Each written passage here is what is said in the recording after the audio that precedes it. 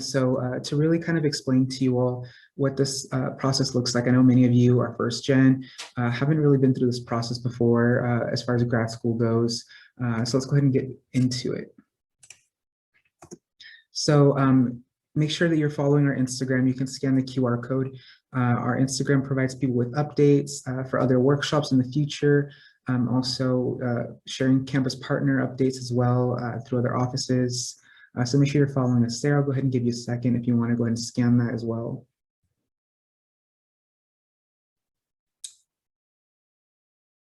And I'll go ahead and type in the chat box as well our username. But just to kind of give you an agenda of what we're going to be covering today, it's going to be kind of what does funding look like as an undergrad versus a grad student, what types of funding, loans, scholarships, financial aid, applications, including, FAFSA and the California DREAM Act.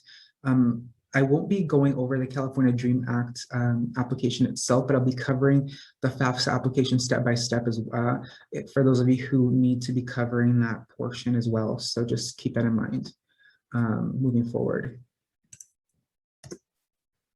So just to kind of give you some kind of an overview. So as an undergraduate, you're able to get federal grants, that being the Pell Grant versus a graduate student. Funding comes through, graduate assistantships, fellowships, teaching assistantships, or research assistantships. However, what they have in common is that you can apply for FAFSA or the California DREAM Act. You can be provided with some state grants and federal and private loans, scholarships, and federal work studies. So, there are some similarities. So, to kind of debunk some things, you can get grants as a grad student. Those are still available, and I'll go ahead and explain to you what those are further down the road. But first, I want to go ahead and cover loans. Those are one of the most important aspects of the graduate experience. And I'm not saying that they're important to cover in grad school. And so, yes, a credential student is considered a graduate student, but also no, because it's considered more of a certification as opposed to a degree. However, there are some, for example, if you're pursuing a multiple subject credential, there are programs, for example, at Fullerton that have the credential component built into the master's program. So you can pursue like a 2-in-1. For example, say you want to eventually get a master's in education, a credential is half already of a master's in education. So just to keep that in mind. So kind of to go over loans, this is what the federal rates are currently for student loans, which is significantly higher than they have been in previous years. So it's 5.28% for the federal direct unsubsidized student loan. So what unsubsidized means is that interest starts accumulating right away. So right away, from the time you take out that loan, regardless of if you're in school or not, that interest starts accumulating from the time it's dispersed. In order for you to be able to be eligible, you do have to complete the loan entrance counseling, and you do have to complete a master promissory note. So if you've never had student loans before, those are things you do have to do. I'll go ahead and show you where those are able to be found on this student financial aid, student aid website. As far as a federal direct plus loan for grad students, that's at 6.28%. Those are also available to get more info on the student aid website as well. And you're also able to take out private loans. However, if you're able to get federal loans, and if that's kind of your last resort, do federal loans, because those are significantly lower interest as well. And those are the kinds of loans that in the end, you can apply for forgiveness programs versus private loans, which you may not be eligible in the future to apply for forgiveness programs. And I'll go over what those forgiveness programs are as well. A lot of people who work in certain fields may be eligible for student loan forgiveness in the future. And so let's go ahead and move forward. And as far as taking out student loans, I do want to kind of talk a little bit about financial literacy. So be realistic about what you need your loans for. So aside from covering tuition, think about, like, do you need this much for books? Do you need this much for supplies, gas, and rent? Like, what is a realistic need, because your loans do have to be paid back. Don't be overly optimistic. There are students who take out the max amount that they're offered per year, and they go on vacations to, Cancun or Cabo, and then they're owing, 50 grand for a master's degree that could have cost them $16,000. Because when it comes to student loans, you might want to buy a house later, and the lender might say, well, you have $50,000 in student loans. That's too much of a liability for us to give you a mortgage for $500,000. So kind of take that into consideration. Do you want to buy a house in the future? Do you want to, invest in other areas that a student, student loans may be put you at a detriment. So that's kind of something to be realistic about, okay, when it comes to that. And I'll show you all when you do take out student loans, kind of where to look for, well, how much do I owe as of now? Where do I go to repay those? I'll actually go ahead and open up my own student aid portal so you can actually see what that actually looks like, and in real time what you're going to see. So when you take out student loans, there is a 6-month grace period after graduation. So basically what that means is that you have 6 months from the time that you graduate before you actually have to start paying them back. And then there are what's called deferment and forbearance. So what that means is you can kind of say, request a time where you can tell the lender, hey, I'm going through this period of time. I can't pay my student loans. And so that may be for plenty of reasons. Maybe, for example, you might be on maternity leave, and for that time of you're not working, and so you say, I'm not going to be able to make payments because I'm not working, and so any income that I'm receiving is through disability or what have you, and so I can't make payments right now. So you go through deferment or forbearance. And so the thing that you have to keep in mind is interest will keep accruing during that time. However, you will not be required to make those payments. Then there's also income-driven repayment plans. So what that means is that you will be making payments based off of your income. And so those are kind of things to take into consideration if you decide to take out loans. Again, it is not required for you to take out loans. It's not like the go-to. Again, it's kind of more of, in my eyes, of a last resort if you absolutely need to, because there are other means of getting aid. And I'll explain to you all kind of what that really means.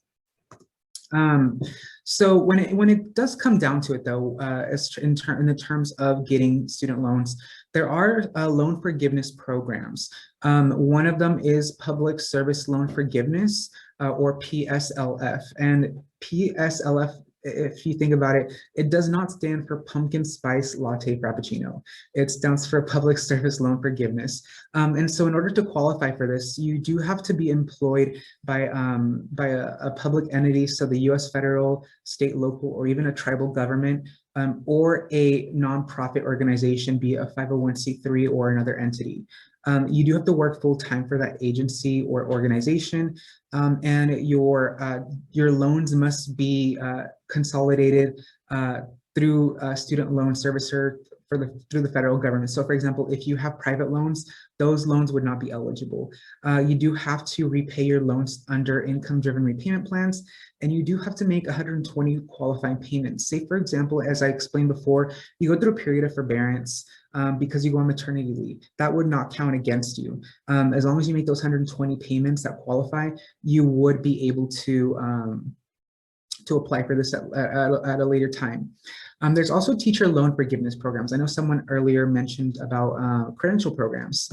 So say, for example, you take out loans for your credential or what have you, you can be employed as a full-time, highly qualified teacher for 5 consecutive academic years at a low-income school, whether it be an elementary, secondary, being like high school, or even an educational service agency that serves low-income students. And you would be able to apply for loan forgiveness after a certain period of time, that being 5 years. So those are ways that you can have your student loans forgiven. Of course, the 120 payments is the equivalent to 10 years. If you think about it, if you're making 1 payment per month for 10 years, that's equivalent to 10 years. So after 10 years, essentially, you would be able to have your student loans forgiven. So now we move on to the topic of scholarships. You know, there are still scholarships available.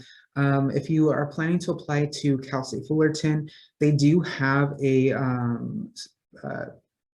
scholarship application, the general scholarship application, which you can actually find on your student portal, on your Titan portal. So if you, and I'll show you where to find that as well in a second, but you do have options for scholarships as well. I'm gonna go ahead and talk about a couple of those during this time. And again, moving forward, I'll actually show you where to find those and show you where to find other things as well. So the Graduate Equity Fellowship, that is for students, maybe they want to get a PhD in the future. And so this, the Graduate Equity Fellowship is a grant that ranges from $500 to $2,000 a year. And it's basically to help increase diversity in research areas and encourages students in the CSU to pursue further education. In order to be eligible, you do have to be a California resident or have AB 540 on file. You do have to be a student at a CSU campus. You do have to have a FAFSA or California Dream Act on file and have financial need to receive it. You do also have to demonstrate, you know, the ability to succeed in a graduate program as well. So those are requirements for this in order to receive it. The deadline hasn't been set for this, surprisingly enough, but usually it happens around like April, the deadline for this normally. So then we also have the Palante Fellowship program, which this program is actually the program that I actually help oversee. I actually coordinate this program. And so in order for this, you do have to be enrolled in a master's program at Cal State Fullerton. So unfortunately, doctoral, credential, or certificate students are not eligible. The program must be within the colleges of ECS, HHD, HSS, or NSM. You do have to have your FAFSA or CDA application on file, and you would have a financial need of $1,000 or more. In order to be eligible, you would be needing to be a U.S. citizen, permanent resident, or AB 540 eligible. And we do select a total of 48 students total. Again, you do receive $1,000 for the year that you're selected, and you can only receive it once throughout your graduate career. The application consists of the form and then one confidential reference form as well. So you do have to have a reference for that. So when it comes to the how much do you have in terms of financial need, when you file your FAFSA, you will have what's called estimated family contribution. And so when you have your EFC or estimated family contribution, it'll give you a number. The closer to zero that it is, the higher your financial need will be. And I'll show you how to find that once you file. All right. Let me get some water before I move forward.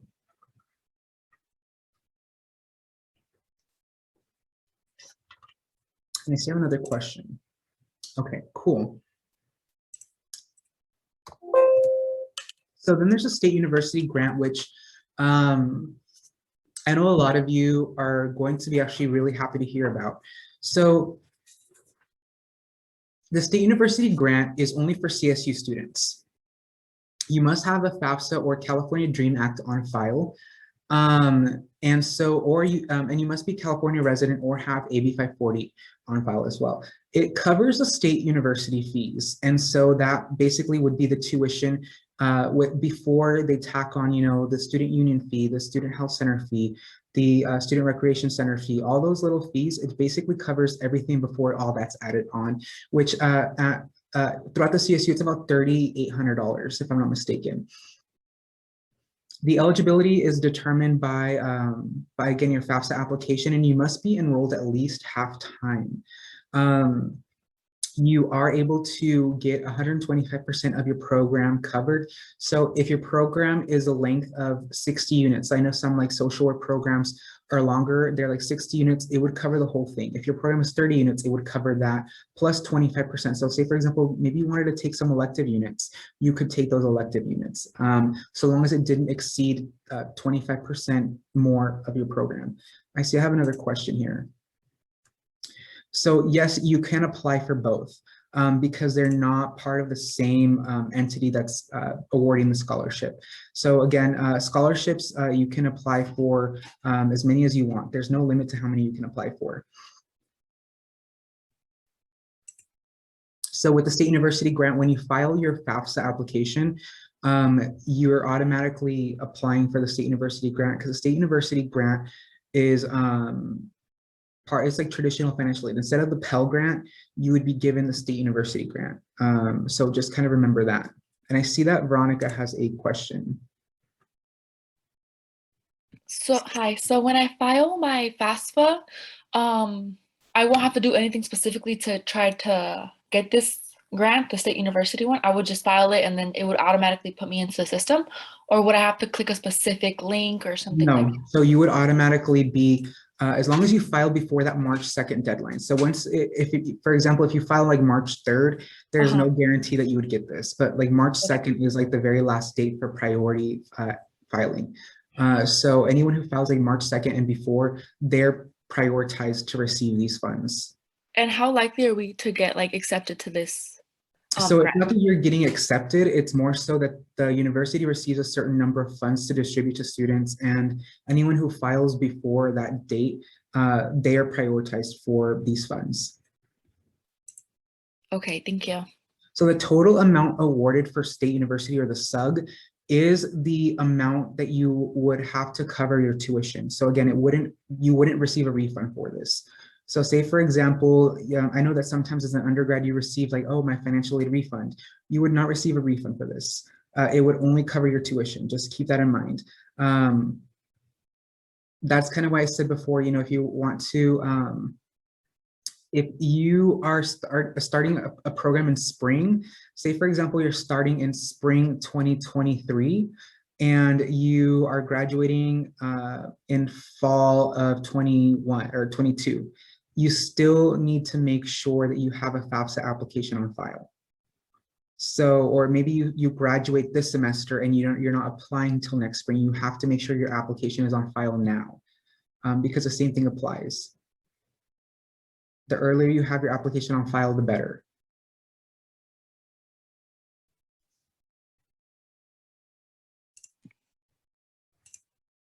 All right.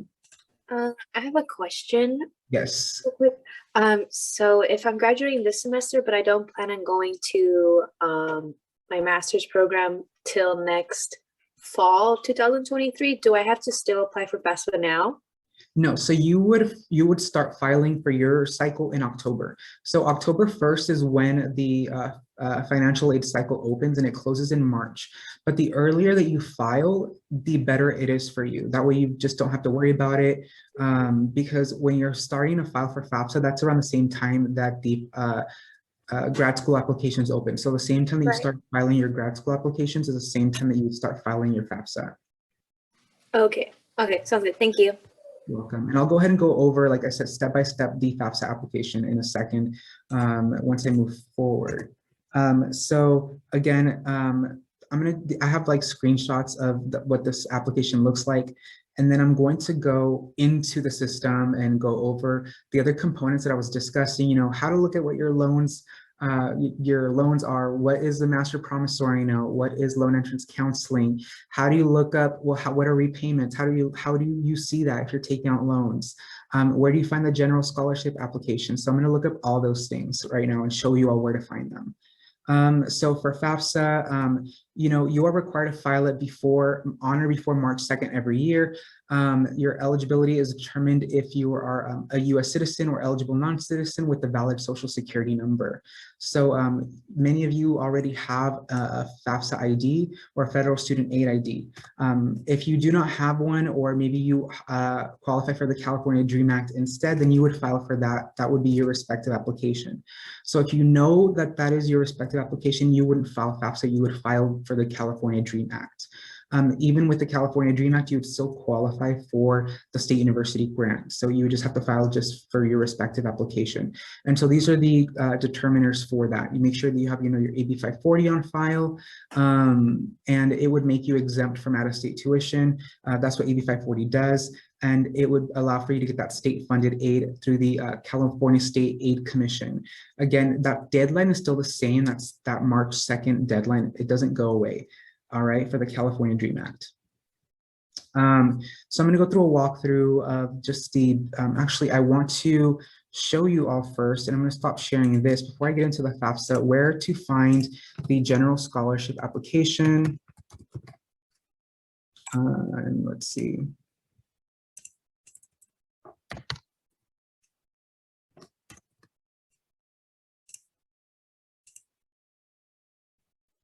So I'm going to go ahead and start sharing again.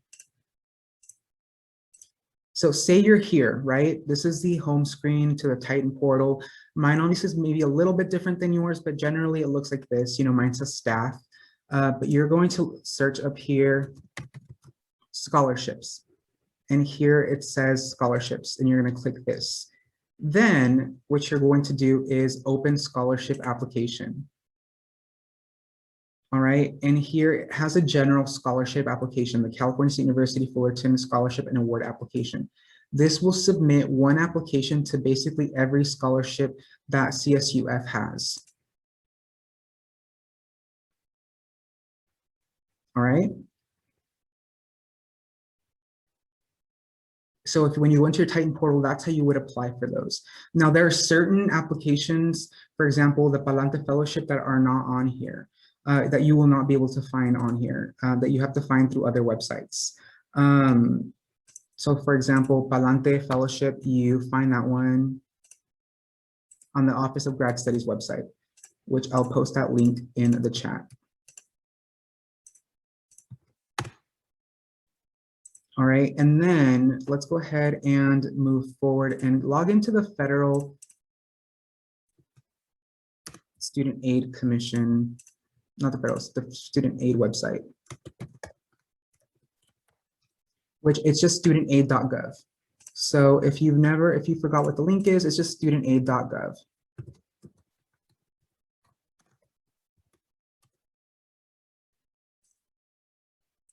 And so you might be a little bit shocked by some of the things you see on here. It's okay. This is in real time, my dashboard. So my dashboard being my student loans and what I've received in grants throughout the lifetime of my history as a student. If you have questions, feel free to ask. I'm more than happy to answer them before we move forward. So if you plan on taking out student loans, one of the things you must do before accepting your loans is complete aid process, which includes master promissory note for graduate and professional students. All right. And this is basically saying, I promise to pay back my student loans. That's basically what that's saying. And then you must also do loan entrance counseling, which you find there at the very top. And basically this is saying, like, I understand how student loans work. I understand that, you know, the payment process, and this is only for loans. Yeah, so if you plan on taking out loans, then this is how you would do it. Say, for example, maybe you plan on going to a private university. Maybe you don't plan on going to CSU, and you need to take out loans for that program. This is how you would do it. Say, for example, you then are going to, or you already have loans, and you are going into repayment. So this is where, so this is your student loan servicer. Mine is Department of Education Fed Loan Servicing. I have a total of $112,498 in student loans. Now, it's gonna be different for everyone. I'm almost done with my doctorate, so my student loans is significantly higher than the average student.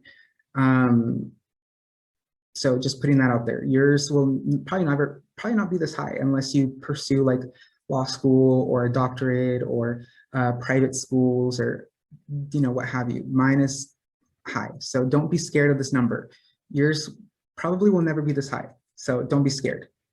But say, for example, you want to understand this, and you want to understand, what does repayment look like?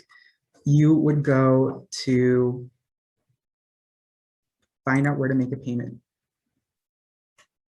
right? So student loan servicer, if you want to understand the repayment process, kind of like, well, what is, for example,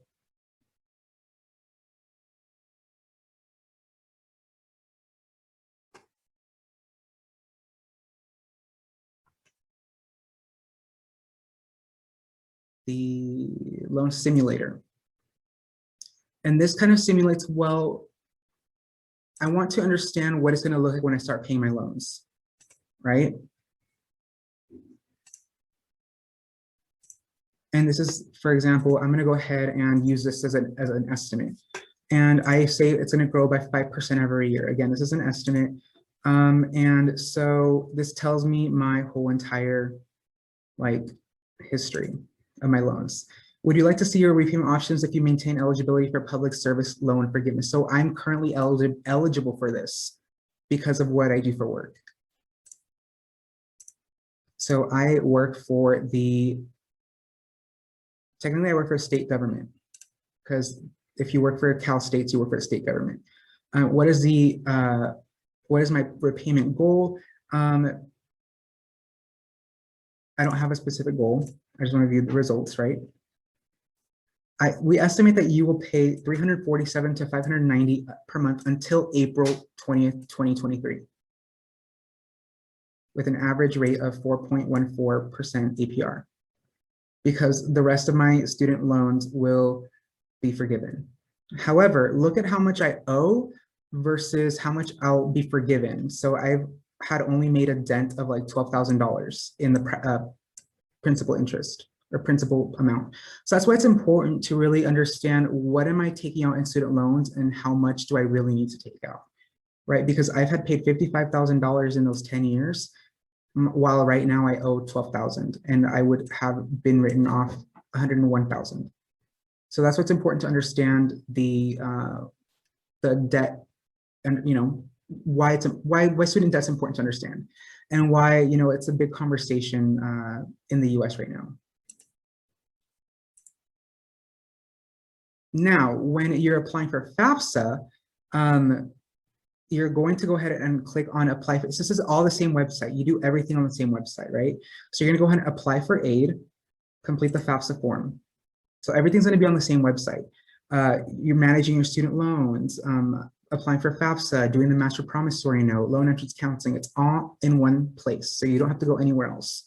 So you're going to go ahead and click on returning user if you filed for FAFSA before. For me, obviously, I'm complete. I have a year left, so I have a FAFSA on file, so I'm a student and I want to access a FAFSA form. And of course, you've done it in the past. And if you have, then great. And we're going to go ahead and you're going to make some different selections than you've made in the past. And I want you to make sure that you pay attention to them. So if you're filing for this upcoming fall, or whatever year you're filing for, say for example, you're filing for fall 2023, you're going to file 23-24. Of course, if you're attending this upcoming fall, you're going to file 22-23. Or if you're attending this upcoming spring, you're going to file 22-23. Or say you're graduating this upcoming fall and you start grad school in the spring, you're still going to file this one. All right. And so for me, I'm going to go ahead and I'm going to click on update schools. Actually, let me go ahead and click this one. I'm going to edit FAFSA form because I have already submitted my FAFSA. I did mine back in October, but every time I do one of these workshops, I do go back just so you all can see what you need to enter.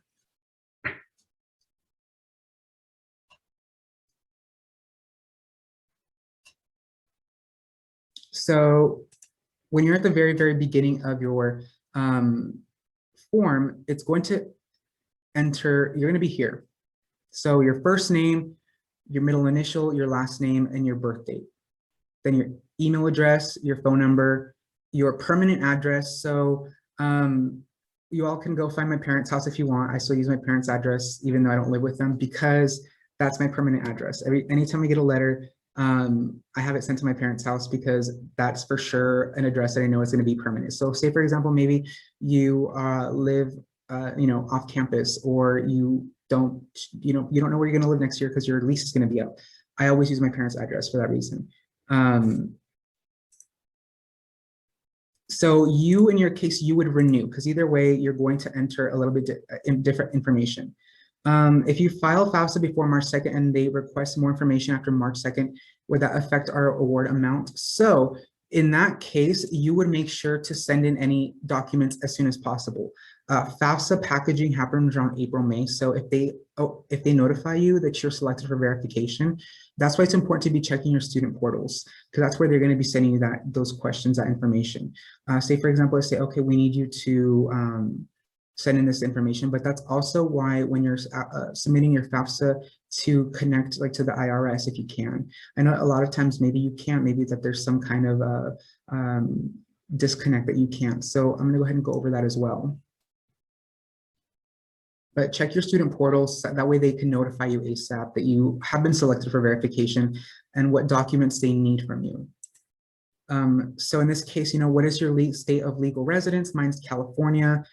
Did you become a legal resident of California before January 1st in 2017? Yes. Are you a US citizen? In my case, yes, I am a US citizen international. So if you are not, but you're an eligible non-citizen, you would select whichever one corresponds to you. All right. So student education, what will your high school completion status be when you begin college in 2022, 2023? So this is just basically saying, will you have completed high school? And if so, what kind of high school completion will you have done? So high school diploma, GED, or homeschool, or none of the above. So in my case, I earned a high school diploma. Now, this is very important because if you're renewing, or if you've never done FAFSA, in many of your cases, you're renewing. What college degree or certificate will you be working on when you begin in the 2023 school year? So for many of you, you're going to be selecting this one, all right? There's a couple of you who will be selecting teaching credential program, non-degree program, but many of you are going to be selecting college graduate or professional degree, whether that be an MBA, MD, PhD, MA, MS, any kind of master's, that's what you're going to select. Will you have your first bachelor's degree before you begin the 2022-2023 school year? If you're applying later on, it'll be the year, like for example, 23-24, will you have your first bachelor's degree before you begin 2023-24? Then you would select yes. The year that corresponds to the year that you're starting, you'd select yes. What will be your college grade level when you begin that corresponding school year? So you, in your cases, would select first year college graduate professional. So you'd select first year. If this is your first time starting grad school, you'd select that first year, all right? In my case, I'm continuing, so that's okay. Are you interested in being considered for work study? You can select yes, no, or don't know. It's not gonna hurt your application either which way, all right? Student selective service, are you male or female? This is in respect to sex, biological sex, not gender. So again, make sure you're selecting the one that corresponds to your biological sex. And then it asks for your driver's license, so make sure you enter that if you have one. Are you a foster youth, or were you in the foster care system at any time?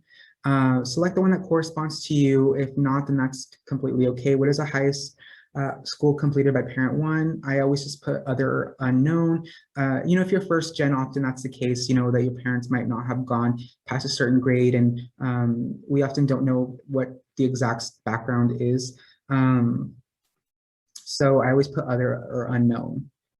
Do you have a drug conviction affecting your eligibility? So I put in no because I don't, but here it's going to ask you, have you ever received federal student aid? In my case, it's yes. Have you ever been convicted? And this is what the eligibility is determined from. Have you ever been convicted of the possession? In my case, it's no. So update.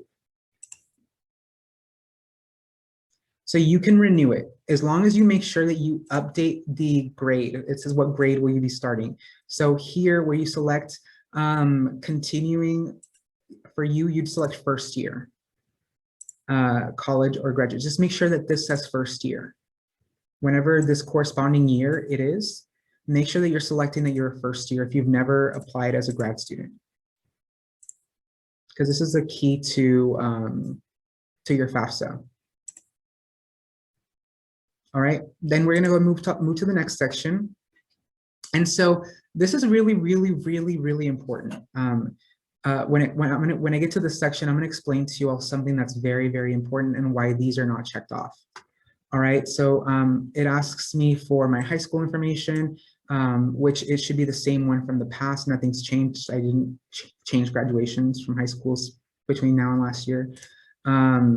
And then you're going to go ahead and select your universities. So in my case, I'm getting my doctorate from Cal State LA, so they're on my list. They're the only ones. But in your case, if you're in the process of applying to grad school and you haven't submitted any applications, make sure you put on this list any school you plan on attending, even if you haven't submitted an application yet.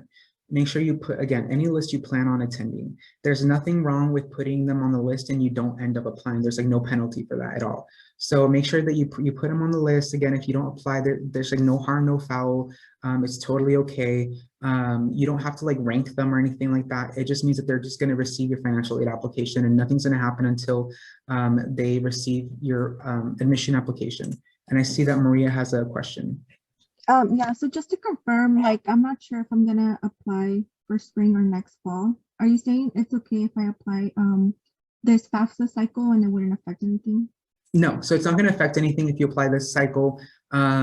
It's just basically means that the school got your application. Okay, thank Yeah, you. so if you attend, it's not going to hurt you or anything like that. Okay. Yeah.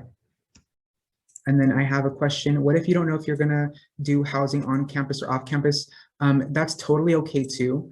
It just means like what's really going to matter is if you file an application with the university for housing. Ultimately, that's what's gonna be affecting you, not this.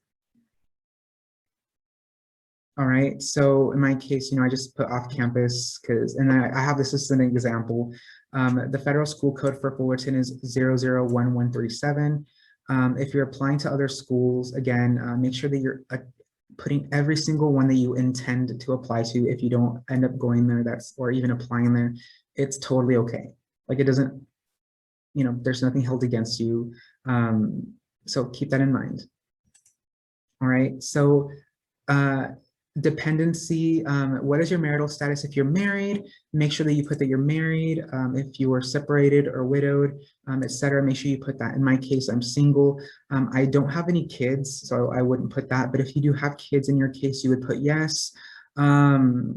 And then if maybe you have a sibling or a family member who maybe has like dementia or who has some kind of, disability that you look after, then you would put them. If not, then, your household is one, because as a grad student, you are independent. I know in the past as an undergrad, maybe you say my parents make too much money, so I don't get FAFSA. So as a grad student, you are now considered independent and your FAFSA is no longer determined by your parents' income. So I know that may come as a surprise to you, but again, you are no longer going to be like, well, I don't get FAFSA because my parents make too much money. Now it's all on you. So you don't have to worry about your parents' income or inputting their income or anything like that. So you'd be considered independent, regardless of if you're over 23 or anything like that.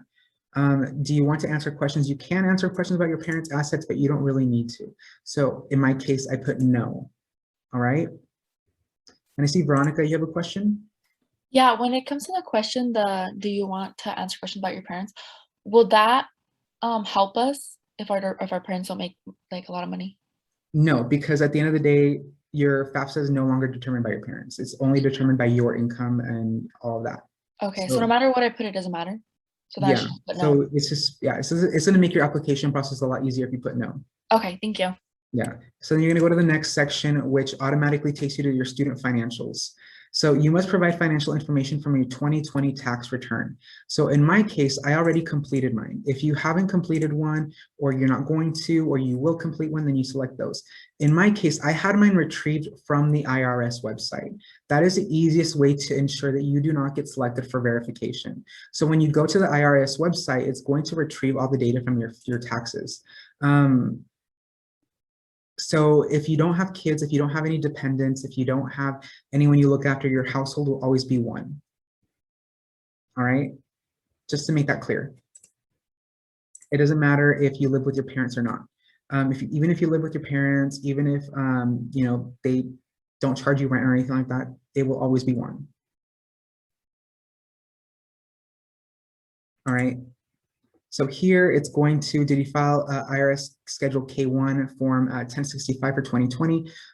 If you did, you would know what that is. If not, then you would select no. All right. So again, I see another question. What if you don't work and you don't file taxes? Then you would click here, will or not going to file. So in my case, I did file. If you didn't file them, you click not going to file. And if you are still yet to file your 2020 taxes, you will click will file. So if you don't receive enough money to file taxes, it wouldn't necessarily affect you, but you may be selected for verification. I'm going to be very honest with you. Even if you don't think that you make enough money to file taxes, always file your taxes either way for this reason. It's just one of those things where in the long run, it does benefit you to file taxes because of, so verification in what way? It basically means that they require you to send your transcripts from your taxes to the financial aid office. So that's what verification means, that we want to verify your income.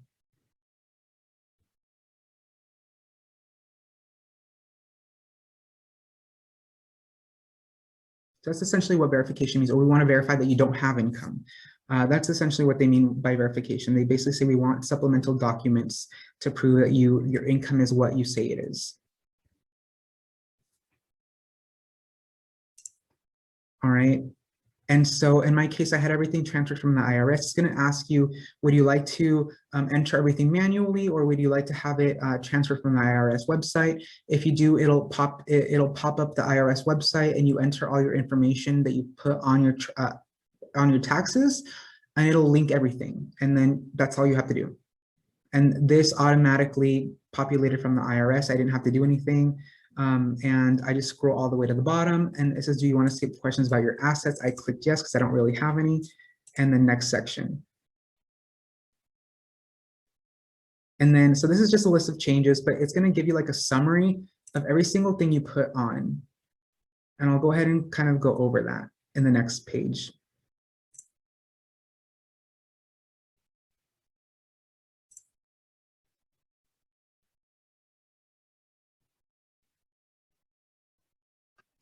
So here it's going to basically say that it's going to ask you to verify, are you sure you want to make these changes? I say, you know, I'm sure. In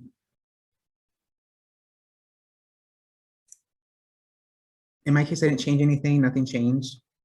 And then it's going to give you this congratulations page. It's going to tell you, congratulations, this confirmation that your 2022-2023 correction was successfully submitted, or that your application was submitted. It's going to give you something like this. And then you're going to receive this statement that says EFC. That basically saying how much is it expected for your family to contribute to your school. And the closer it is to 0, that means that the less money your family can contribute. And that's what determines your aid, whether it be the state university grant or your loans. So here it tells me direct unsubsidized loans and direct unsubsidized loan estimate is $20,500.